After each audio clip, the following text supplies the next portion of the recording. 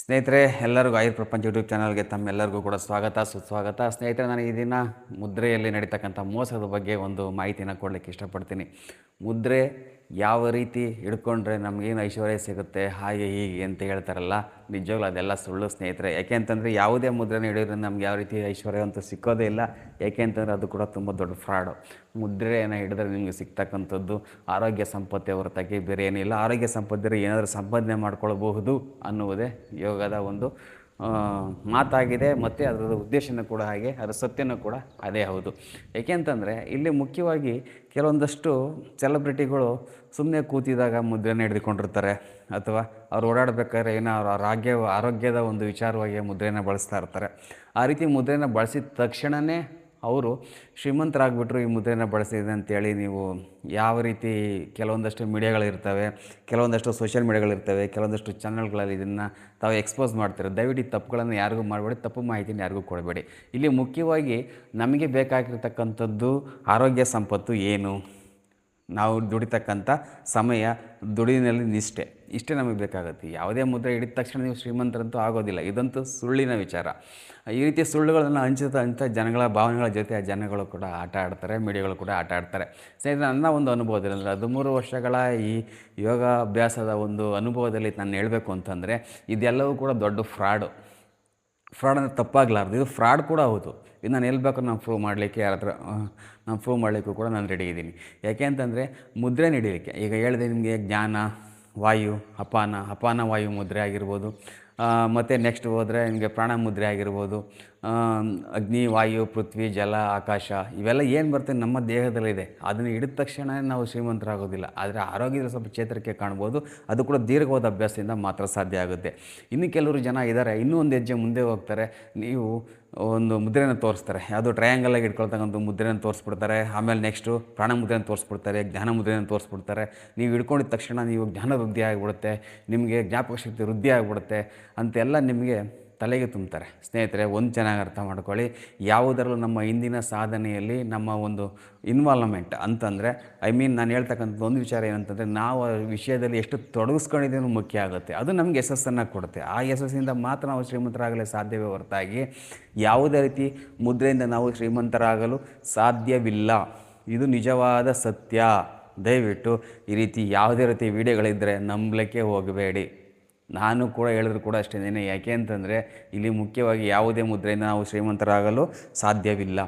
ಆರೋಗ್ಯದಲ್ಲಿ ಶ್ರೀಮಂತನಾದರೆ ನೀನು ಎಲ್ಲದರಿಂದನೂ ಕೂಡ ಶ್ರೀಮಂತರಾಗ್ತೀವಿ. ಈಗ ಸಪೋಸ್ ಒಂದು ಅಮಿತಾಬ್ ಬಚ್ಚನ್ ಆಗಿರ್ಬೋದು, ಡಾಕ್ಟರ್ ರಾಜ್ಕುಮಾರು, ಪುನೀತ್ ರಾಜ್ಕುಮಾರು, ಶಿವರಾಜ್ ಕುಮಾರ್, ಈ ಥರ ದೊಡ್ಡ ದೊಡ್ಡ ಸಾಧಕರಿದ್ದಾರೆ.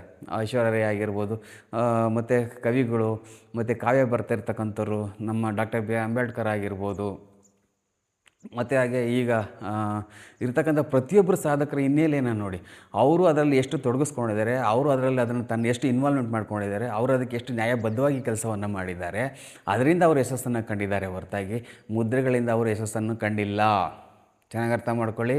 ಈಗಿರ್ತಕ್ಕಂಥ ಪಿಕ್ಚರ್ ಸೆಲೆಬ್ರಿಟಿಗಳಿಗಿಂತ ಹಿಂದೆ ಹೋಗೋದಾದರೆ ಈ ಸಾಧಕರು ಯಾರ್ಯಾರು, ನಮ್ಮ ಸಂವಿಧಾನ ಬಂದಿರತಕ್ಕಂಥ ಡಾಕ್ಟರ್ ಬಿ ಆರ್ ಅಂಬೇಡ್ಕರ್ ಆಗಿರ್ಬೋದು, ಮತ್ತು ನಮ್ಮ ಬಸವಣ್ಣನವರಾಗಿರ್ಬೋದು, ಮತ್ತು ಸಮಾಜದಲ್ಲಿ ಕೆಲಸ ಮಾಡಿರ್ತಕ್ಕಂಥ ಬಾಲಗಂಗಾಧರ ತಿಲಕ್ ಆಗಿರ್ಬೋದು, ಶಿವಾಜಿ ಆಗಿರ್ಬೋದು, ಮತ್ತು ಸ್ವತಂತ್ರ ಹೋರಾಟಗಾರ ಆಗಿರ್ತಕ್ಕಂಥ ಗಾಂಧೀಜಿಯವರಾಗಿರ್ಬೋದು, ಪ್ರತಿಯೊಬ್ಬರು ಕೂಡ ಸುಭಾಷ್ ಚಂದ್ರ ಬೋಸ್ ಆಗಿರ್ಬೋದು, ಇವರು ಎಲ್ಲರೂ ಕೂಡ ಮುದ್ರೆ ಹಿಡ್ಕೊಂಡೇನೋ ಶ್ರೀಮಂತರಾಗಿಲ್ಲ. ಅವರು ತಮ್ಮ ಕೆಲಸದಲ್ಲಿ ತಮ್ಮನ್ನು ತಾವು ತೊಡಗಿಸ್ಕೊಂಡು ಶ್ರೀಮಂತರಾಗಿದ್ದಾರೆ. ಇದು ರಹಸ್ಯ. ಜನಗಳಿಗೆ ಹುಚ್ಚುಚ್ಚು ಭಾವನೆಗಳನ್ನು ಕೊಟ್ಟು ಅವರ ಭಾವನೆಗಳ ಜೊತೆ ಆಟ ಆಡ್ತಕ್ಕಂಥ ಈ ಥರ ಮಾಹಿತಿಗಳು ಕೊಡ್ತಕ್ಕಂಥ ಪ್ರತಿಯೊಬ್ಬರನ್ನು ಕೂಡ ನಾನು ಧಿಕ್ಕಾರ ಮಾಡ್ತೀನಿ. ಯಾಕೆ ಅಂತಂದರೆ ಯಾವುದೇ ಮುದ್ರೆಯಿಂದ ಸಾಧನೆ ಮಾಡ್ತೀನಿ ಅಂತ ಕೂತ್ಕೊಂಡ್ರೆ ಯಾವ ಸಾಧನೆಯೂ ಕೂಡ ಆಗೋದಿಲ್ಲ.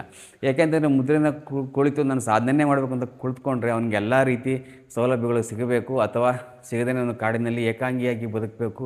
ಅವನು ಕೂಡ ಅದನ್ನು ತೆಗೆದುಕೊಂಡು ಆಹಾರ ಸೇವನೆ ಮಾಡಿ ಅವನು ಮಾಡಬೇಕು. ಇನ್ನು ಕೆಲವರು ಎಷ್ಟೋ ವರ್ಷಗಳು ಆಹಾರ ಸೇವನೆ ಮಾಡಿಲ್ಲ ಅಂತಲೂ ಕೂಡ ನಾನು ಕೇಳಿದ್ದೀನಿ. ಅದು ಸಾಧನೆ ಅವ್ರದ್ದು ಇರ್ಬೋದು. ಆದರೆ ಹಣದಲ್ಲಿ ಶ್ರೀಮಂತನಾಗಲು ನೀವು ಕೋಟ್ಯಾಂತರ ರೂಪಾಯಿ ಮಾಲೀಕರಾಗಬೇಕು. ನೀವು ಈ ಮುದ್ರೆಯನ್ನು ಬಳಸಿ, ಟ್ರಯಾಂಗಲ್ ಮುದ್ರೆಯನ್ನು ಬಳಸ್ತಾರೆ, ನೋಡಿ ಅದನ್ನು ಫೋಟೋ ಹೊಡೆದು ನಿಮ್ಗೆ ತೋರಿಸ್ತಾರೆ. ಸ್ನೇಹಿತರೆ, ಇದೆಲ್ಲವೂ ಸುಳ್ಳು. ಚೆನ್ನಾಗಿ ಅರ್ಥ ಮಾಡ್ಕೊಳ್ಳಿ.